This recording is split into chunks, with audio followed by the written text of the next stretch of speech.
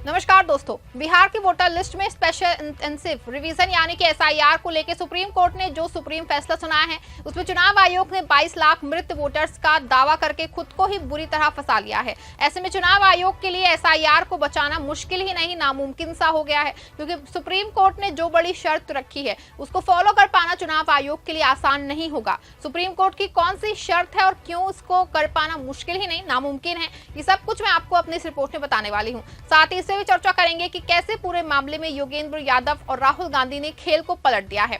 दोस्तों, बिहार में चल रहे स्पेशल इंटेंसिव रिवीजन यानी कि एसआईआर के नाम पे बिहार की वोटर लिस्ट को साफ करने के लिए अभियान शुरू किया गया था और 25 जुलाई 2025 को चुनाव आयोग ने प्रेस कॉन्फ्रेंस जारी करके दावा किया कि बिहार में 7.24 करोड़ वोटर्स में से 22 लाख वोटर्स मृत पाए गए हैं। इसके अलावा 36 लाख वोटर्स या तो शिफ्ट हो गए हैं या उनका कोई अता पता नहीं है और 7 लाख वोटर्स ऐसे हैं जिनके नाम एक से ज्यादा जगहों पे दर्ज हैं। आपको बता दें कि जब बिहार के एसआईआर को लेकर सुप्रीम कोर्ट में बहस शुरू हुई तो चुनाव आयोग ने दावा किया कि 22 लाख लोग मर चुके हैं और इसीलिए उनके नाम वोटर लिस्ट से हटाए जा रहे हैं। लेकिन सवाल यह है कि क्या चुनाव आयोग के पास इन 22 लाख मृत वोटर्स के डेथ सर्टिफिकेट हैं, और अगर नहीं तो कैसे तय किया गया कि ये लोग मृत हैं?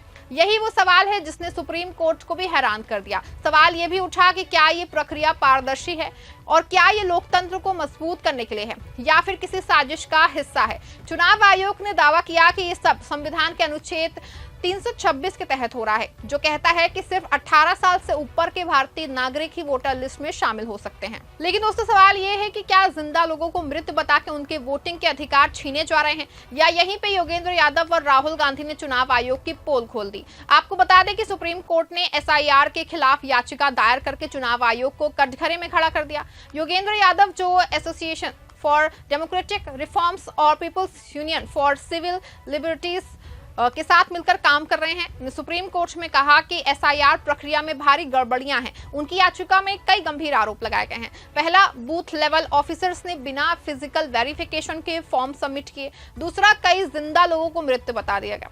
तीसरा, कई वोटर्स को बिना उनकी सहमति के फॉर्म भरे गए और उनके मोबाइल पे मैसेज आया कि उनका फॉर्म सबमिट हो गया है, जबकि उन्होंने कुछ भरा ही नहीं। योगेंद्र यादव ने सुप्रीम कोर्ट में यह भी कहा कि एसआईआर में 11 दस्तावेजों की मांग की जा रही है, लेकिन आधार कार्ड और राशन कार्ड जैसे आम दस्तावेजों को स्वीकार नहीं किया जा रहा है।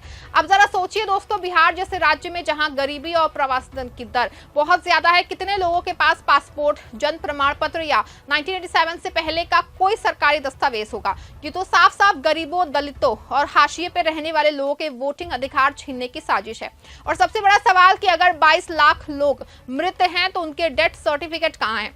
योगेंद्र यादव ने कोर्ट में यही सवाल उठाया और सुप्रीम कोर्ट ने भी इसे गंभीरता से लिया। कोर्ट ने कहा कि अगर इतने बड़े पैमाने पे लोग मृत बताए जा रहे हैं तो इसका सबूत देना होगा, और यहीं पे चुनाव आयोग की सारी हेकड़ी निकल गई। आपको बता दें कि कल ही राहुल गांधी ने बिहार में उन लोगों से मुलाकात की जिन्हें वोटर लिस्ट में मृत बता दिया गया, जबकि वो जिंदा हैं। उन्होंने चाय की चुस्कियों के साथ इन लोगों की आप बीती सुनी और उनकी कहानियों को सोशल मीडिया पे शेयर किया। आपको बता दें कि राहुल गांधी ने 8 अगस्त 2025 को प्रेस कॉन्फ्रेंस करके सवाल उठाया कि अगर जिंदा लोगों को मृत बता दिया गया तो क्या ये वोट चोरी की साजिश नहीं है? उन्होंने एक्स पे लिखा कि वोट चोरी सिर्फ एक चुनावी घोटाला नहीं है, ये संविधान और लोकतंत्र के साथ किया गया बड़ा धोखा है। और दोस्तों, उनकी इस बात को जनता ने भी हाथों हाथ लिया। 24 घंटे में 15 लाख से ज्यादा लोगों ने समर्थन सर्टिफिकेट डाउनलोड किए और 10 लाख से ज्यादा मिस कॉल आए। राहुल गांधी ने चुनाव आयोग से 5 सवाल पूछे कि विपक्ष को डिजिटल वोटर लिस्ट क्यों नहीं दी जा रही है। सुप्रीम कोर्ट की उस सुनवाई पे जिसने चुनाव आयोग को बैकफुट पे ला दिया। 13 अगस्त 2025 को जस्टिस सूर्यकांत और जस्टिस जय माल्या बागची की बेंच ने एसआईआर को लेकर के सुनवाई की और कोर्ट ने सवाल पूछा जिसने चुनाव आयोग को हिला के रख दिया। 22 लाख मृत वोटर्स के डेथ सर्टिफिकेट कहां हैं? कोर्ट ने यह भी कहा कि अगर इतने बड़े पैमाने पर जिंदा लोगों को मृत बता दिया गया है तो पूरे एसआईआर प्रक्रिया पे संदेह होता है। कोर्ट ने साफ निर्देश दिया है कि जिन 65 लाख वोटर्स के नाम काटे गए हैं उनके नाम और कारण वेबसाइट पे सार्वजनिक किए जाएं और फिर से 22 अगस्त को दोबारा सुनवाई के लिए बुलाया है। सिर्फ इतना ही नहीं, सुप्रीम कोर्ट ने यह भी निर्देश दिया है कि जिनके नाम कट गए हैं उनके पास प्रूफ नहीं है, वो आधार कार्ड को निवास प्रमाण पत्र के तौर पे लिया जाएगा। आपको बता रहे कि कोई छोटी मोटी बात नहीं है ये। सुप्रीम कोर्ट ने चुनाव आयोग से साफ कहा है कि तुम्हारी प्रक्रिया में पारदर्शिता की कमी है। अगर जिंदा लोगों को मृत बता दिया गया तो ये लोकतंत्र के साथ धोखा है, और अगर तुम्हारे पास 22 लाख डेथ सर्टिफिकेट नहीं है तो तुमने इतनी बड़ी संख्या कैसे निकाली। यहाँ पे चुनाव आयोग पूरी तरह से फंस गया है। चुनाव आयोग के वकील राकेश त्रिवेदी ने कोर्ट में जो है दलील दी कि ये प्रक्रिया संविधान के अनुच्छेद 324 और 326 के तहत है, लेकिन कोर्ट ने सवाल उठाया कि आधार कार्ड जैसे आम दस्तावेज क्यों नहीं माना जा रहा है उसको, और क्यों इतने कम समय में इतनी बड़ी प्रक्रिया शुरू की गई है जब बिहार में विधानसभा चुनाव सिर पे है। वैसे दोस्तों, चुनाव आयोग हमेशा से दावा करता रहा है कि भारत का चुनावी सिस्टम दुनिया में सबसे पारदर्शी है और निष्पक्ष है, लेकिन बिहार के एसआईआर प्रक्रिया ने उसकी सारी पोल खोल दी है। 22 लाख मृत वोटर्स का दावा करके वो खुद अपने जाल में फंस गया, और अब सुप्रीम कोर्ट ने डेथ सर्टिफिकेट मांगे तो उनके पास कोई जवाब ही नहीं था। चुनाव आयोग के मुख्य आयुक्त ज्ञानेश कुमार ने कहा कि क्या हम फर्जी वोटिंग का रास्ता खोल दें, लेकिन सवाल यह है कि ज्ञानेश जी, फर्जी वोटिंग का रास्ता तो आपके एसआईआर प्रक्रिया ने खोला है। जिंदा लोगों को मृत बता के, गरीबों और हाशिए पे रहने वाले लोगों के वोटिंग अधिकार छीन के आपने लोकतंत्र को कमजोर किया है। आपको बता दें कि ये कोई पहली बार नहीं है। राहुल ने पहले भी कर्नाटक और महाराष्ट्र में वोटर लिस्ट में गड़बड़ियों का मुद्दा उठाया था, लेकिन हर बार चुनाव आयोग ने उनके आरोपों को बकवास कह के खारिज कर दिया।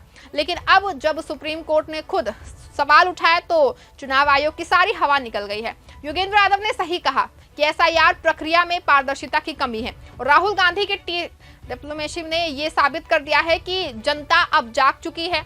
और वैसे भी ये मामला सिर्फ बिहार का नहीं है दोस्तों, बल्कि पूरे देश के लोकतंत्र का है। 22 लाख मृत वोटर्स का दावा करके चुनाव आयोग ने खुद को कटघरे में खड़ा कर दिया है, और सुप्रीम कोर्ट का सवाल डेथ सर्टिफिकेट कहां है ने सारी पोल खोल दी है। सुप्रीम कोर्ट ने मंगलवार 3 दिन के अंदर चुनाव आयोग को फिर से जवाब देने को कहा है, और अगर वो 22 लाख डेथ सर्टिफिकेट नहीं दिखा पाए तो ये एसआईआर प्रक्रिया रद्द हो सकती है।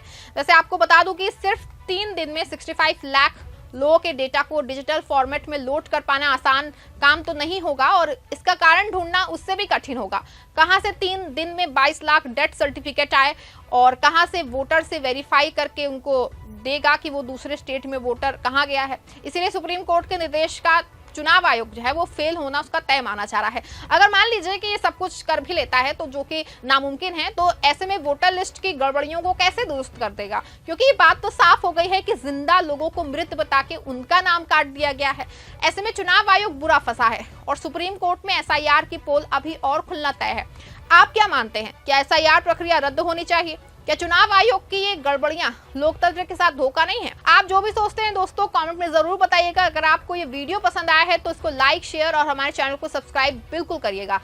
हम आपके लिए ऐसे ही सच्चे और तीखे विश्लेषण लाते रहेंगे। तब तक के लिए जय हिंद।